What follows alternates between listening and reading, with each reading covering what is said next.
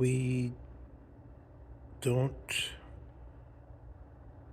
wish to emulate the credentials of those who propound Heidegger has um, a Wanderführer or a trail guide who gives an ethical teaching, by which I mean to say, who tells us how to dwell. So remember, there's the essay, Building, Dwelling, Thinking. Dwelling or living, as Nietzsche puts it, life, Leben,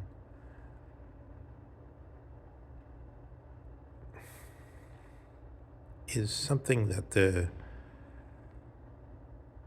Platonic philosophy and following that, the Catholic philosophy attempts to present a calculated and therefore secure, rationally secure, so far as logos understood as a kind of calculation. In other words, I say something, I can get there in 10 minutes. It will take. I consider how long it will take to wait at the stoplights, etc., etc. I use discursive speech to dissect the situation and then to tell myself whether it makes sense or not. Reason as a sort of tool for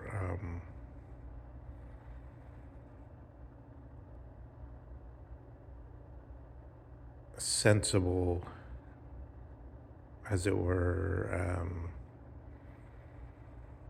how should one say that? Prudent, for prudence. So George Bush Sr.,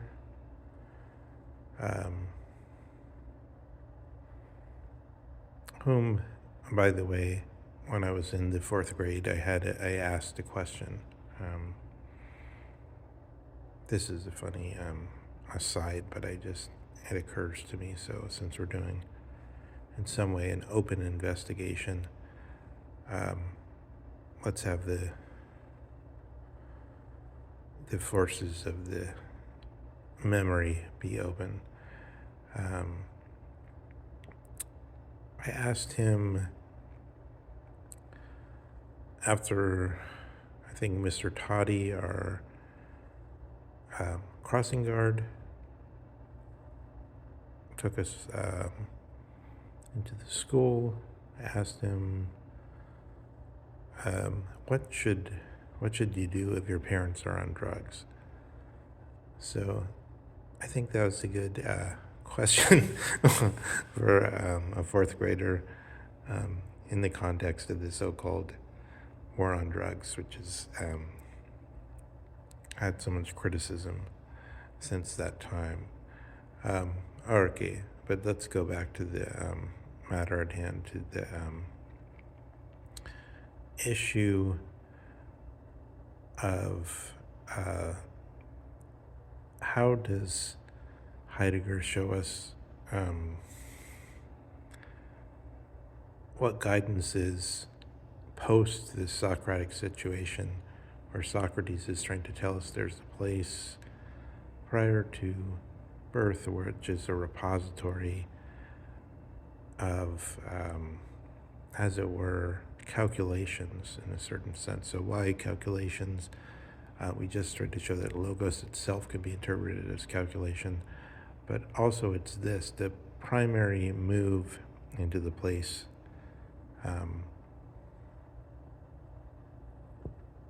before the soul was born into a body, as it were. So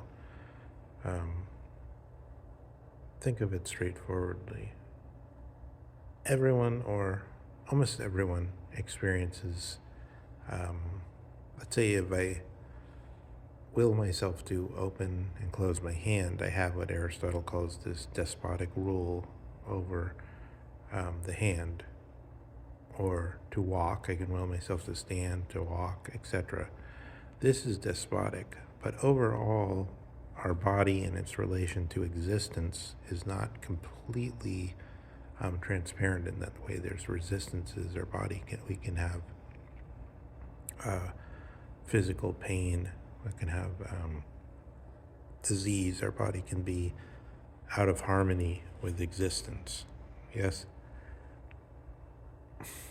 So in this sense, the soul being in the place before it was born means the soul being in perfect harmony. Once it's born, it's individuated bodily, and the body, for most of us, is not in perfect keeping with the environment. Some of us are more, have the virtue, or excellence or admirable trait of a certain athleticism, which makes us more, less problematic with respect to their body being out of tune with existence. We could say animals are more in perfect keeping bodily with their existence. Just look at the leaps of a squirrel and so on. Not that a squirrel achieves its leap every time, but when it fails, it doesn't get upset and then sort of get its pride hurt or something. It simply keeps in that the cycle of the body and its existence are not out of harmony in any key way, the way usually with human beings they are. So this place before the soul was born is before this kind of conflict between, in some way, the dwelling of the human being and thinking. And then there's a third term, which is the building or the edifying, which is a scientific activity in a way. This scientific activity is raised up out of supposedly this place before the soul was born. So, for example, in the Meno, we got a simple geometric problem, which, when we think of the solution, we see something that seems to be not part of the bodily realm. So, but let's think of a different problem than that in the Meno with the, this little trick with the squares, which some people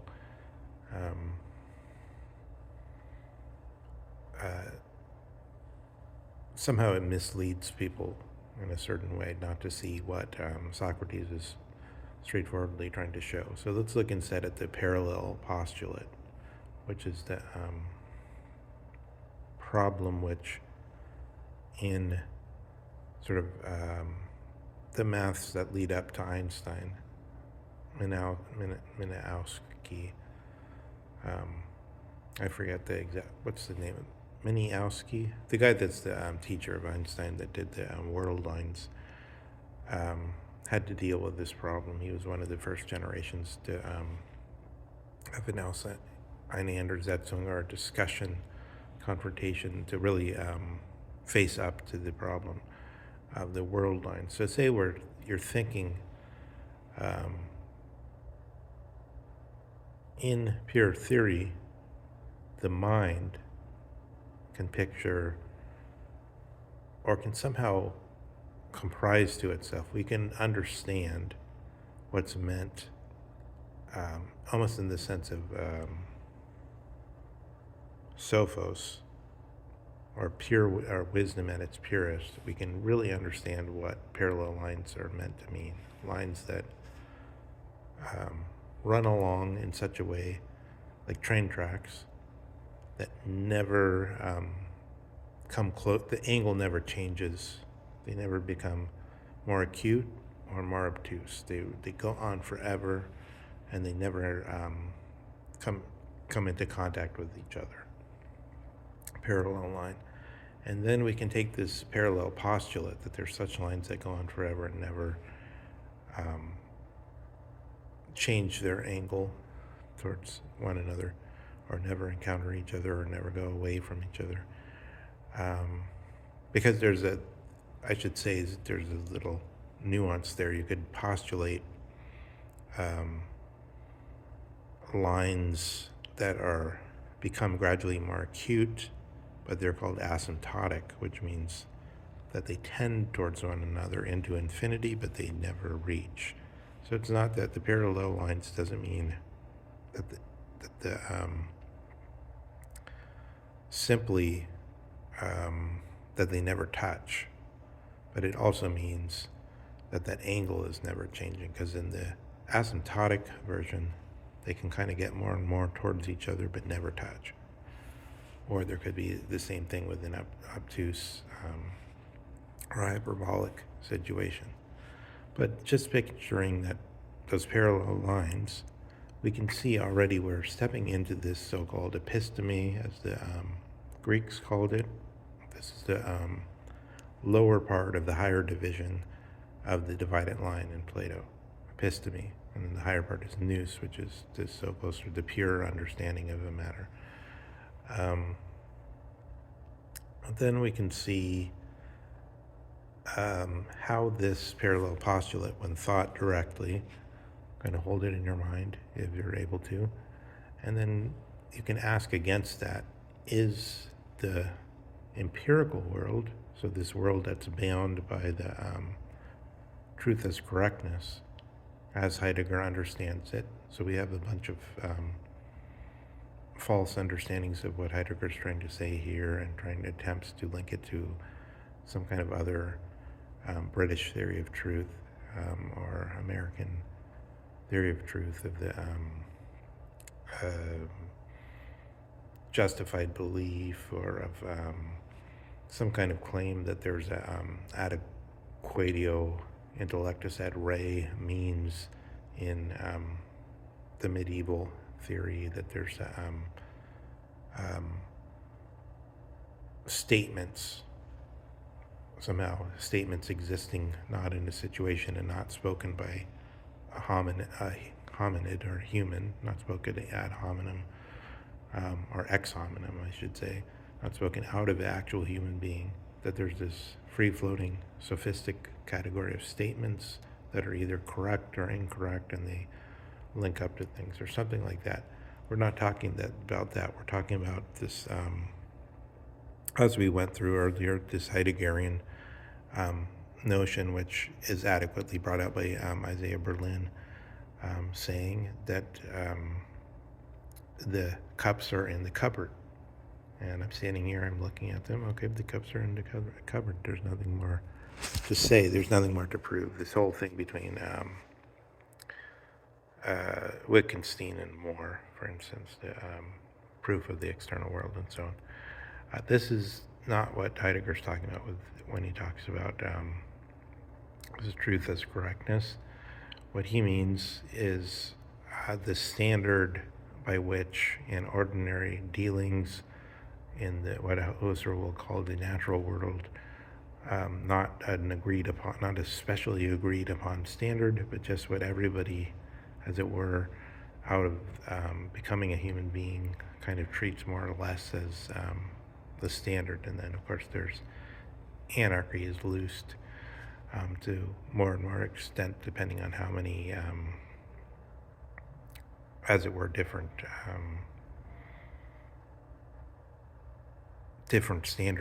kind of cultures, as we call them, would come in here, because you get something from the family when you grow into being a human being, the way your parents do it, and then you come into contact with the other people do it, and the way, maybe the official way is slightly different, and et cetera, et cetera.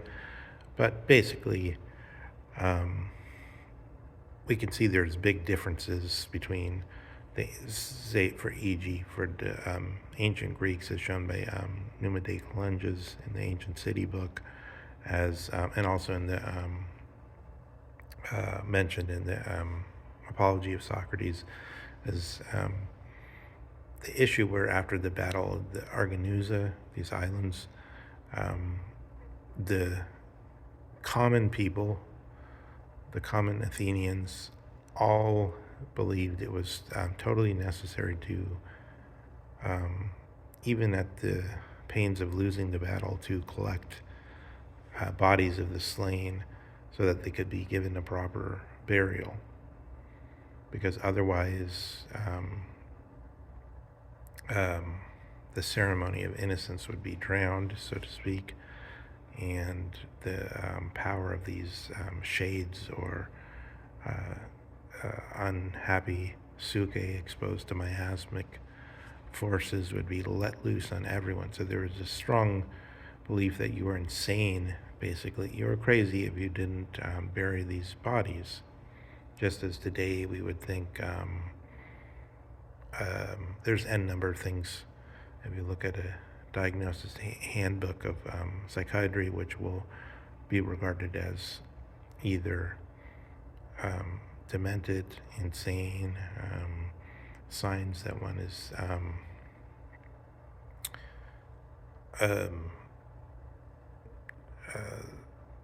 not able to make decisions for oneself legally incompetent, and so on and so forth. That's probably a good standard in a lot of ways. The legal standard often gives you a tighter standard than the common standard, while being very close to it, because they have to actually decide life and death matters, or matters of people going to prison for many years, and then they have to actually get out of the standard vagueness and take some stand, which then highlights the position of the common culture in vis-a-vis the legal standard. So judging by this standard of truth as correctness, we come across these Socratic issues. And this is the way Heidegger sees history as it stands within us as changing in the records that we have. And it does so in the whole world that we're in, and as ourselves primarily as speaking the language given by a certain view towards these matters.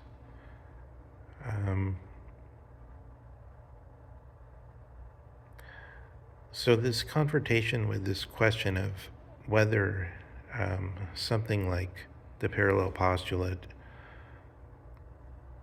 has the thing before we're dead as episteme rather than as nous, example of episteme rather than as nous, fits in with the world, then leads to questions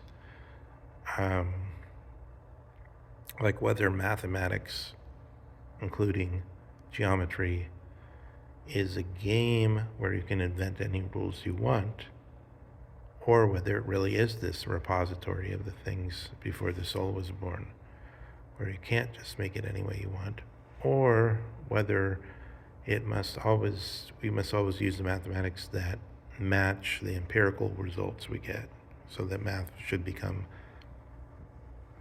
a handmaiden to techne, or to the things which we can bring about under the mere standard of whether you can reliably repeat them, and then the math should simply represent whatever we should reliably repeat in a way that might then lead to an order in progress situation. So like if you have the table of periodic elements, and you work out some mathematical way of representing particles and so on, then you have some boxes where you know, oh, here's the ones we haven't finished or whatever, and then somebody else can work on that. In the same way, if you have some things you can repeat successfully in physics, then you build the mathematics around that works, then you present thereby extra boxes for somebody else to fill in, as the saying goes about the midgets that stand, or the dwarfs that stand on the shoulders of the giants, which means which is sort of, rhetorically speaking, it's an excuse for saying the contemporary scientists can always say we're more advanced than we're the guys, was Newton, we've advanced beyond Newton, but we're just dwarfs. We're just standing on the shoulders of Richard Feynman or whoever it was. We're just making we're modest. Scientists are supposedly modest. This is one of their ways of, this was in an earlier time, one of their ways of presenting this, the dwarf on the shoulder of the giant who sees further. Presenting the idea of always being at the most advanced point.